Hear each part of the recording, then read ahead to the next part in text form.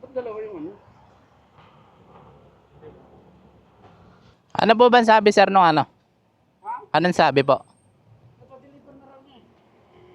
Napadeliver na? Oo. Pwede po ba makausap kasi nakabook dito para ma-cancel niya po. Kasi pag ako nag-cancel, maano yung account ko eh. Ma'am, Move it po ba yan, sir? Grab Express po. Kasi ang binook ng move it po. Sino po ba yung nag-book, ma'am? Yung kapatid ko po. Pwede po ba ma'am? Kasi kapag ako yung nag-cancel nito, maapektuhan yung account ko eh. Eh, tatawagan ko, sir, ha? Tsaka kapag ako yung nag-cancel nito, may barating na naman na rider. Paulit-ulit lang may barating dito ng darating. Tawagan ko siya kasi kanina wala daw nag-pick up eh. Sige, tawagan ko siya, sir, ha? Baka yun. Kaya hindi siya, kaya may dumating, baka dumating yung isa niyang binok. Nag-double book po siya. Sige, tawagan ko po. Hindi lang sumasagot, sir. Bigyan ko na lang kay Grab. The number that you have dialed is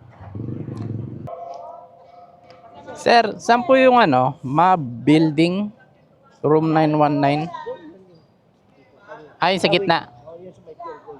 9th floor. Tatawid pa doon? Yes, yung may pure gold. Paano yung motor po, pwede po ba dyan? Diretso ka dito. May parking doon. Pang pick up mga deliver? Oh, doon. Para 6th floor ka baba. Ay, doon ka 6th floor park. Tapos lakarin mo na lang. Kasi dyan, bawal kayo dyan. Hindi pala dito sa ano? Doon, old building yan. Doon, Ah. doon sa parking. Kasi dito nakapin eh. Ha? Dito nakapin. Doon lang. Sige sir.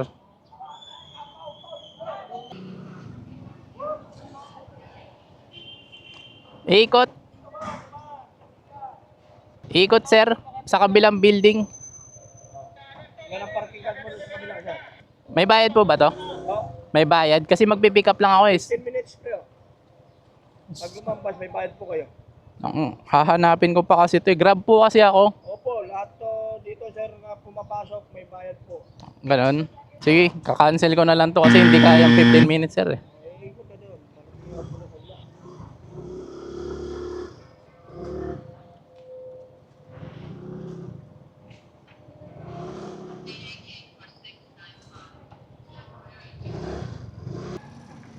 Visit na yan, puro sablay yung mga booking ngayon na Grab ah.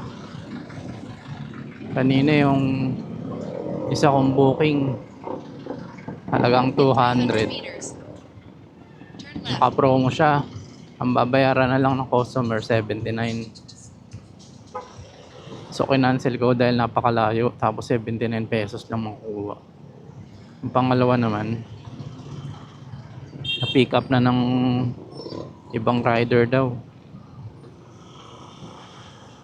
Nag-double book. Kaya cancel ulit. Ito naman, sablay din yung pin.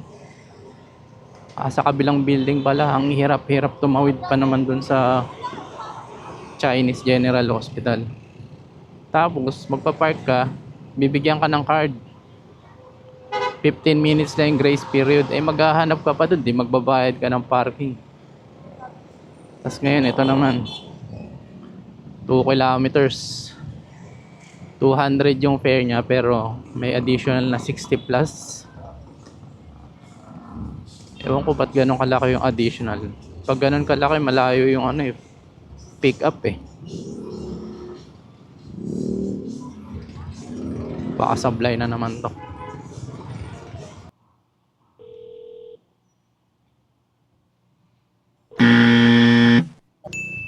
Sa inyo ba? Saan papunta po, si? Check ko lang sir. Number 10 Congressional Ave. Number 10 Congressional Ave, Starbucks. Starbucks. Ito na nga, bossing. Ang sinagkasano mo. Oo nga no. Pahawak na lang ako, boss. Buti maliit lang. Ingatan na ako, boss. Ano ba laman nito sir? Dome. Ano? Okay na, boss. Bulaklak? Opo, dome. Mm. Babasagin din yung Babasagin yung loob. Sige. Alright, pick up na natin yung ating pinakaunang-unang booking sa Lalamove do. Kasi ilang beses akong kumuha ng booking sa Grab, puro sablay. Yung kanina, nakuha na yung item. Sunod naman, walang sumasagot. Ang lalayo kasi ng pick up ngayon, naiinip siguro yung customer, kina-cancel.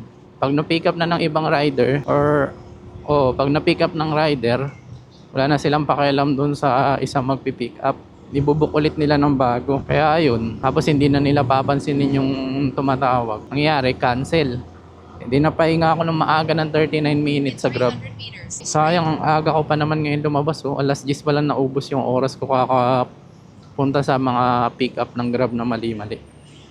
Kaya pumick up muna ako dito sa kumuha na lang akong booking sa Lalamove dahil 39 minutes na naman pahinga sa Grab.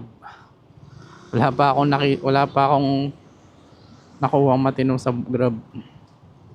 Puro sablay. At least ito, 11 kilometers papunta ng Bahay Toro. Tapos ang fare niya 195. Tapos nakalagay dun sa note niya, pag mabilis daw na deliver, additional siyang 50. Pero kumuha ako ng isa pa pang double book, para mabawi natin yung oras na nasayang kanina. So pick upin ko muna tong isa. Sige po. Thank you po. Sabaw. Sige ma'am. Pangalawang booking natin sa Lalamove. So 6.1 kilometers lang to. Tapos ang bayad sa atin dito is 125. Laki, di ba? Taas nga talaga ng fare ngayon ni Lalamove. Turn left on Felix Huertas. Then turn right on Aurora Avenue. Tapos pwede pa mag-double book, triple book. So ngayon, maglalamove pa muna ako. Kasi sablay-sablay yung mga booking ni Grab Turn right on Aurora At least Avenue. ito, kaya natin makadalawa, tatlo. Sana lang kagaya nito mga maliliit yung pinapadala. Stay to the left. Kasi minsan, 162 Diva Salon. ang lalaki ng padala So, deliver ko muna to. Lapit lang nito.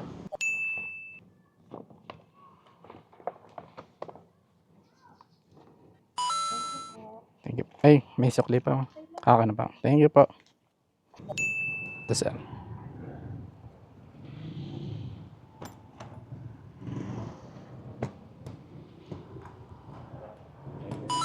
Thank you po.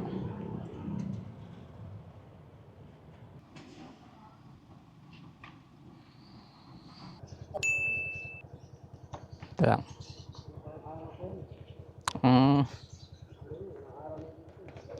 Kaya pala sabi nung babae doon, wala daw binilin. Thank you po. Alright, pick up na natin yung ating booking sa Lalamove. For 10 kilometers papuntang Pasig. Ang bayad sa atin 168. Siyempre, maghahanap tayo ng kasabay nito. Hindi naman pwedeng ganun-ganun lang. So, hanap muna tayo sandali.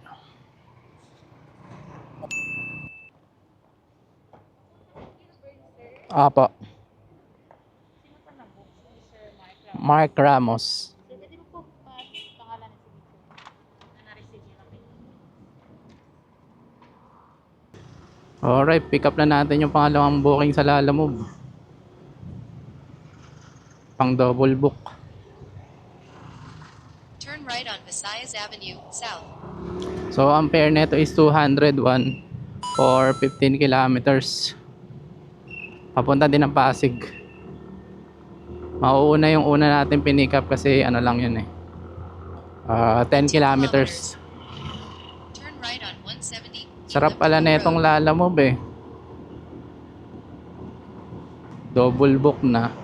Tapos isang punta mo kaya mag 300, 400. Itong dala-dala ko is 360. Isang puntahan na lang.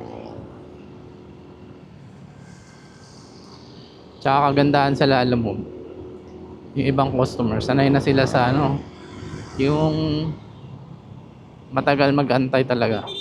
Kasi expect na nila magdo-double book, triple book yung rider. Depende, yung iba nagmamadali din sa Lalamove, kagaya kanina. Sabi niya mag-a-additional siya ng 50 pesos pag na-deliver agad yung item niya. Ayun, nagbigay naman ng additional 50. So, deliver na muna natin to. Let's go.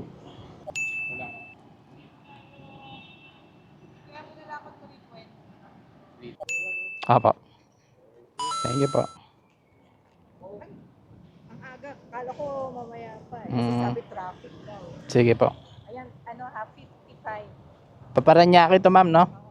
Sige po. South Bay Garden. Okay po. Pick up na natin yung booking natin sa Grab. Kumuha ulit ako ng booking. In 2.1 kilometers, Wala kasi akong makuha sa exit to 11, CP Lalamove. Garcia, South Entry. So, for 19 kilometers, papunta ng Paranaque. Isang bayad sa atin, 302.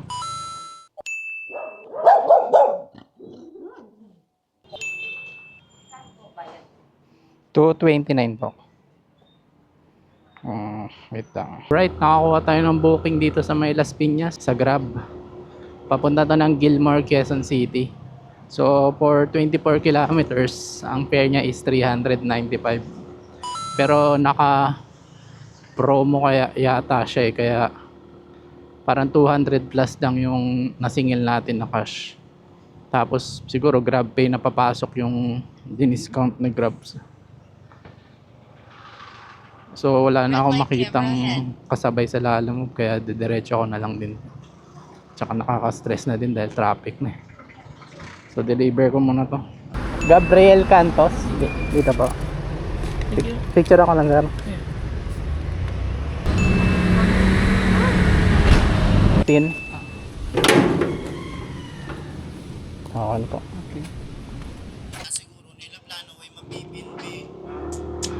Wala na pumasok na booking sa Grab, tsaka malapit na rin ako sa bahay. So naka 1,400 plus din ako. Grab at tsaka Lalamove, tapos kasama na din yung mga tip. Buti kumita pa rin tayo ng ganun kahit ano. Ang pangit nung umpisa kanina eh. Turn right on Melisipo. Then turn left. Parang isang oras din yata ako nung nakansela ng mga booking sa Grab. Nag-start ako alas 9 eh. Turn right on Melisipo. Tapos paikot-ikot ako, puro ano, Then turn left on Melvin. puro sablay yung mga booking sa Grab, kaya pinagkaka-cancel ko. Nagkaroon ako ng matinong booking sa Lalamove eh. Alas 10 na. Melvin. Then So, turn right on 130. Simula G and then 10 o'clock hanggang 4. 11, 12, 1, 2, 3, Turn 4. right on 130 B. Araneta Avenue. Mga 6 and a half tayong bumiyahe na may booking. In 300 meters. So sa loob ng 7 hours, Santo Domingo. kumita tayong 1.4. Okay talaga pag lumalabas ng mas maaga eh. Ngayon lang ako nakalabas na maaga dahil walang pasok yung anak ko. So ayun, maganda yung kitaan ngayon, lalo na ngayon December. So yun lang. Tapos na ang ating biyahe sa Grab at Lalamove. Susunod hanggang bukas ulit. So sa bukas ulit biyahe tayo. Hanggang dito na lang guys. Salamat ulit sa panonood. Lapit na ako sa bahay. Bye bye.